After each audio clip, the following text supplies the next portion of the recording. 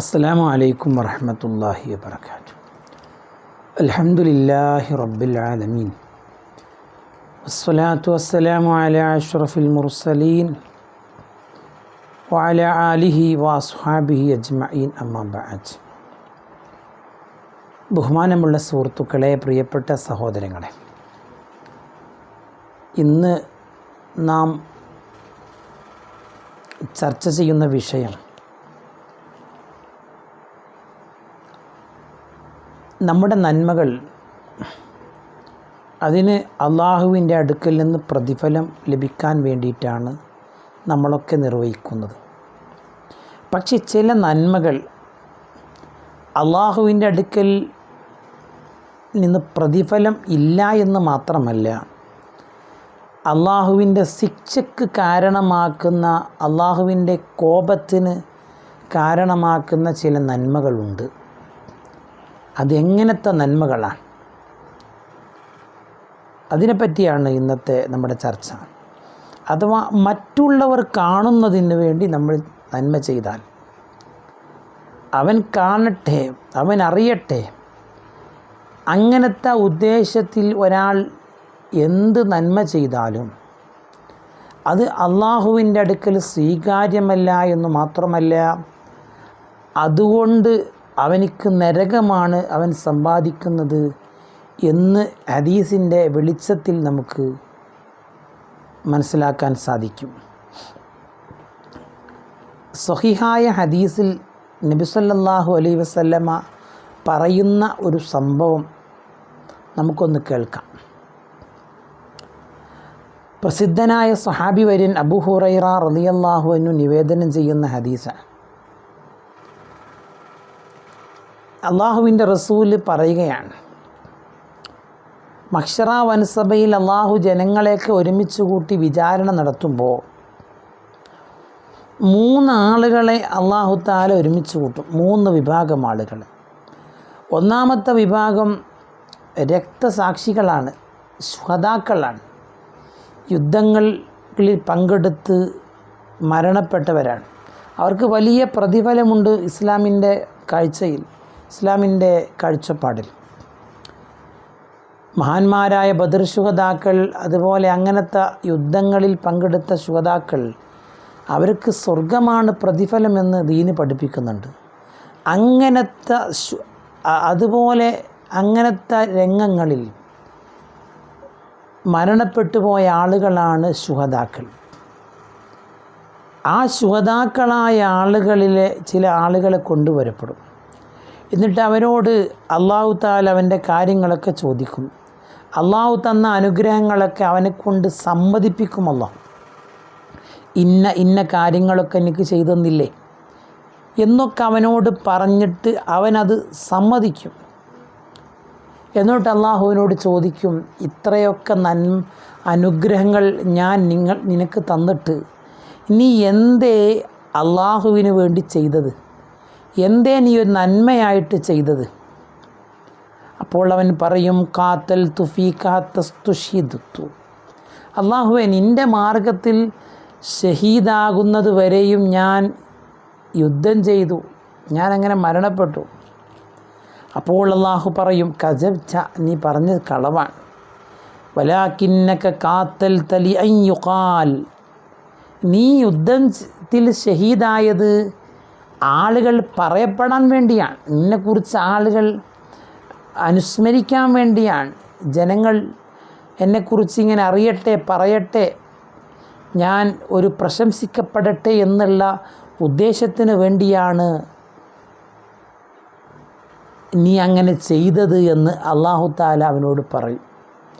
അങ്ങനെ പിന്നെ അവനെ അള്ളാഹു താല ചെയ്യുന്നൊരു കാര്യം, ഫസുഹിബ അലാ വജ്ഹിഹി ഹത്താ ഉൽഖിയ ഫിന്നാരി, നരകത്തിൽ ഇടപെടുന്നത് വരെ നരകത്തിലേക്ക് അവനെ വലിച്ചെറിയപ്പെടും. മുഖം കുത്തി അവൻ നരകത്തിൽ വീഴും. അള്ളാഹു നമ്മളെ കാത്തിരക്ഷിക്കട്ടെ. രണ്ടാമത്തെ ഒരാൾ വലിയ അറിവുള്ള ആളായിരുന്നു, അറിവ് പഠിച്ച ആളായിരുന്നു, ഖുർആനൊക്കെ പാരായണം ചെയ്യാൻ സാധിക്കുന്ന ആളായിരുന്നു. അവനെയും അള്ളാഹു വിളിച്ചു കൊണ്ടുവരും. അവനെയും വിളിച്ചു വരുത്തിയിട്ട് അവനോട് ചോദിക്കും, നിനക്ക് ഞാൻ ഒരുപാട് അനുഗ്രഹം ചെയ്തു തന്നില്ലേ? എന്നിട്ടൊക്കെ അവനോട് പറയും, ഇന്ന അനുഗ്രഹങ്ങളൊക്കെ നിനക്ക് കിട്ടിയിട്ട്, എത്രയോ അനുഗ്രഹങ്ങൾ നിനക്ക് ഞാൻ തന്നിട്ട് നീ എന്തേ അള്ളാഹുവിന് വേണ്ടി ചെയ്തതെന്താ? അപ്പോൾ അവൻ പറയും, പടച്ചവനെ തഅല്ലംതുൽ ഇൽമ വഅല്ലംതു, ഞാൻ അറിവ് പഠിച്ചു, ഞാനിത് പഠിപ്പിച്ചു.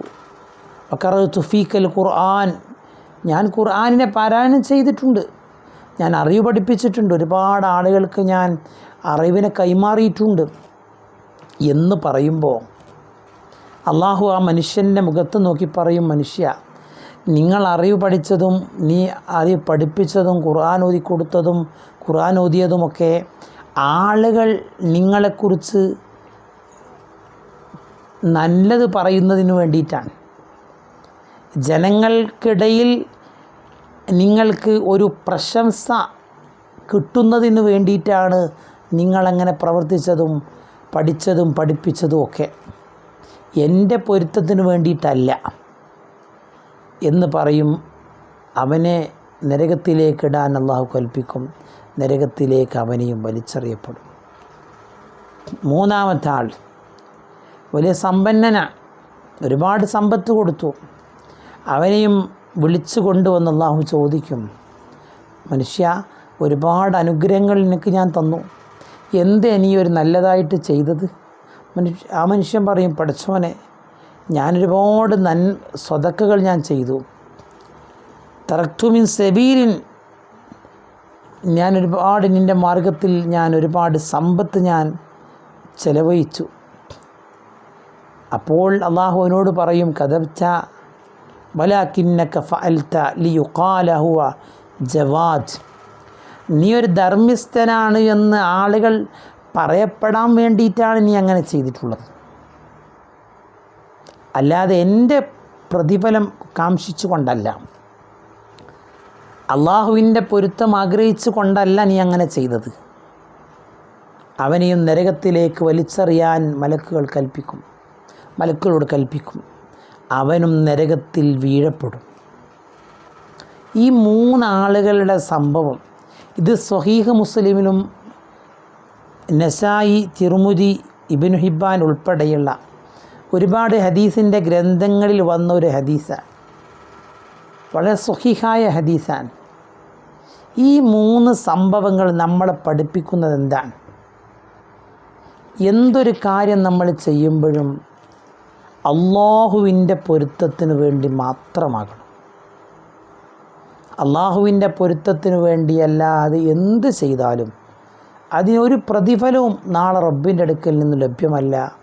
മാത്രമല്ല, അത് നരകത്തിലേക്ക് പോകാനുള്ളൊരു വഴിയും കൂടിയാണ് എന്നുള്ളതാണ് ഈ ഹദീസ് നമ്മളെ പഠിപ്പിക്കുന്നത്. ഖുർആൻ അതാണ് പറഞ്ഞത്, വമാ ഉമിറൂ ഇല്ലാ ലിയഅ്ബുദുല്ലാഹ മുഖ്ലിസീന ലഹുദ്ദീൻ, ഇഖ്ലാസുള്ളവരായി അള്ളാഹുവിൻ്റെ പ്രതിഫലം കിട്ടണമെന്നുള്ള ആ ഉദ്ദേശത്തോടെ മാത്രം, വേറൊരു ഉദ്ദേശവും ഉണ്ടാകാൻ പാടില്ല. നമ്മൾ ചെയ്യുന്ന നന്മക്ക് വേറൊരു ലക്ഷ്യവും നമുക്കുണ്ടാകാൻ പാടില്ല. നമ്മൾ നിസ്കരിക്കുന്നത് അള്ളാഹിൻ്റെ പൊരുത്തത്തിന് വേണ്ടിയാവണം. അതൊരു ശരീരത്തിന് വ്യായാമമാണല്ലോ എന്ന് വിചാരിച്ചാൽ അതിന് കൂലില്ല. അതിൽ ഉദ്ദേശശുദ്ധി നഷ്ടപ്പെട്ടു. നോമ്പ് നിർവഹിക്കുമ്പോൾ ആരോഗ്യം ഉണ്ടാകുന്നു, പക്ഷേ ആരോഗ്യ ലക്ഷ്യം വെച്ചാൽ, ആരോഗ്യവും കൂടി ലക്ഷ്യം വെച്ചാലും പ്രതിഫലമില്ല. നോമ്പ് അള്ളാഹിൻ്റെ പൊരുത്തത്തിന് വേണ്ടി മാത്രം, അതിനോടൊപ്പം ആരോഗ്യം ഉണ്ടാകുന്നു, അതുണ്ടാവട്ടെ, അതിന് തടസ്സമല്ല, പക്ഷേ ലക്ഷ്യം അള്ളാഹിൻ്റെ പൊരുത്തമാകണം. ഹജ്ജ്, ഉംറ, മറ്റുള്ള കർമ്മങ്ങളൊക്കെ, ഹജ്ജ് ഏതായാലും മക്ക ഒന്ന് കാണുക, വിമാനത്തിലൊന്ന് കയറുക, അതുപോലെ അവിടെ ബന്ധപ്പെട്ട ആളുകൾ ഇവിടെ ഉണ്ടോന്ന് കാണുക, ഇങ്ങനെയൊക്കെയുള്ള ലക്ഷ്യം കൂടി വെച്ചാൽ അതിന് പ്രതിഫലം ഇല്ല. നമ്മൾ എന്തൊരു ഉദ്ദേശത്തിലാണോ, അതാണ് ദീന് അള്ളാഹുവിൻ്റെ റസൂൽ സല്ലല്ലാഹു അലൈഹി വസല്ലം പഠിപ്പിച്ചത്, ഇന്നമൽ അഅ്മാലു ബിന്നിയാത്ത്. ഏതൊരു പ്രവർത്തനവും അള്ളാഹു സ്വീകരിക്കുന്നത് നമ്മുടെ ഉദ്ദേശം എങ്ങനെയാണ് എന്ന് നോക്കിയിട്ടാണ്. നമ്മുടെ നീയത്ത് എങ്ങനെയാണ് എന്ന് നോക്കിയിട്ടാണ് നമ്മുടെ നന്മകളൊക്കെ അള്ളാഹു സ്വീകരിക്കുന്നത് എന്ന് പുണ്യ റസൂലുള്ളാഹി സ്വല്ലല്ലാഹി അലൈഹി വസല്ലം പഠിപ്പിച്ചിട്ടുണ്ട്. ഇന്നമൽ അഅ്മാലു ബിന്നിയ്യാത്ത് വ ഇന്നമാ ലികുല്ലി ഇംറിഇൻ മാ നവ. ഏതൊരു മനുഷ്യനും അവൻ കരുതിയത് മാത്രമേ അവനുണ്ടാവൂ. ആ സംഭവം ഒന്ന് വിശദീകരിക്കുകയാണ് മുത്തുനബി സ്വല്ലല്ലാഹി അലൈഹി വസല്ലം. ഫമൻ കാന ഹിജ്റതുഹു ഇലല്ലാഹി വറസൂലി. ഒരാൾ അള്ളാഹുവിലേക്കും അവൻ്റെ റസൂലിലേക്കുമാണ് ഹിജ്റ പോകുന്നതെങ്കിൽ ഫഹിജ്റതുഹു ഇലല്ലാഹി വറസൂലി, അത് അള്ളാഹുവിലേക്കും അള്ളാഹിൻ്റെ റസൂലിലേക്കുമാണ്. അതിന് അദ്ദേഹത്തിന് പ്രതിഫലം കിട്ടും. അമൻ കാനത് ഹിജ്റതുഹു ഇലദ്ദുന്യാ യുസീബുഹാ. എന്നാൽ ഒരാൾ ദുന്യാവിൻ്റെ കാര്യത്തിന് വേണ്ടി, ദുന്യവിയായ ആവശ്യം നിറവേറ്റുന്നതിന് വേണ്ടിയിട്ടാണ് ഹിജ്റ പോകുന്നതെങ്കിൽ, അല്ലെങ്കിൽ അവിമ്രാഅത്തിൻ, അല്ലെങ്കിൽ ഒരു സ്ത്രീയെ സ്വന്തമാക്കാൻ വേണ്ടിയാണെങ്കിൽ എങ്കിക്കുക, അതവനക്ക് നടക്കും. അപ്പോൾ ആകത്തുകയായിട്ട് റസൂലുള്ളാഹി തങ്ങൾ പറയാണ് ഫഹിജ്റതുഹു ഇലാ മാ ഹാജറ ഇലൈഹി. അവൻ്റെ ഹിജ്റ ഏതൊരു കാര്യത്തിലേക്കാണോ അത് തന്നെയാണ് അവൻ്റെ ഹിജ്റ, അത് തന്നെയായിരിക്കും അവൻ്റെ ഹിജ്റ എന്ന് ഹബീബുന റസൂലുള്ളാഹി സ്വല്ലല്ലാഹി അലൈഹി വസല്ലം പഠിപ്പിച്ചത് സ്വഹീഹുൽ ബുഖാരിയിലും സ്വഹീഹു മുസ്ലിമിലും കാണാം. നമ്മൾ എന്ത് കാര്യം ചെയ്യുമ്പോഴും, ഏതൊരു കാര്യം നമ്മൾ പ്രവർത്തിക്കുമ്പോഴും അതിൻ്റെ ലക്ഷ്യം അള്ളാഹുവിൻ്റെ പൊരുത്തം മാത്രമാകണം. മറ്റൊരു ലക്ഷ്യമേ ഉണ്ടാകാൻ പാടില്ല. മറ്റൊരു ലക്ഷ്യം അതിൻ്റെ കൂടെ ഉണ്ടായാൽ, ഭൗതികമായ ഒരു ലക്ഷ്യം അതിൻ്റെ കൂടെ നമ്മൾ വിചാരിച്ചാൽ അതിന് പ്രതിഫലം ഇല്ല എന്നുള്ളതാണ്. പ്രതിഫലമില്ലാതെ നമ്മൾ ആ കർമ്മം ചെയ്തിട്ട് എന്ത് കാര്യം? അപ്പോൾ നമ്മുടെ ഉദ്ദേശം കൃത്യമാകണം. നമ്മുടെ ഇഖ്ലാസ് പ്രധാനമാണ്, നമ്മുടെ നീയത്ത് പ്രധാനമാണ്. നമ്മുടെ ഉദ്ദേശം വളരെയേറെ ഇതിൻ്റെയൊക്കെ അടിത്തറയാണ്. നമ്മുടെ ഇബാദത്തിൻ്റെ അടിത്തറ അതാണ്. അള്ളാഹു തൗഫീഖ് നൽകട്ടെ. സല്ലല്ലാഹു അലാ മുഹമ്മദ് സല്ലല്ലാഹു അലൈഹി വസല്ലം.